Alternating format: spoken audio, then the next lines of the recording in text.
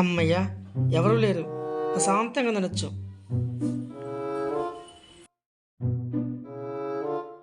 రే మా,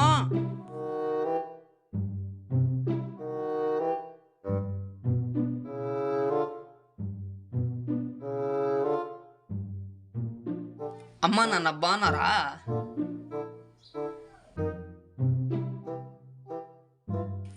ఎవడరా నువ్వా?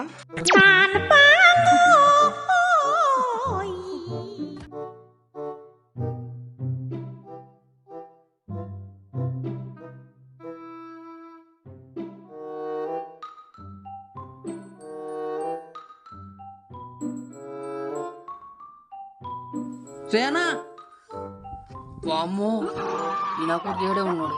నేను తెచ్చుకుని అందుకని పొగడేనయ్యా. ఈ నా కొడుకు ఒక్క మొక్క మిగిలి కొనుకుంటాడు. నేను రసాయన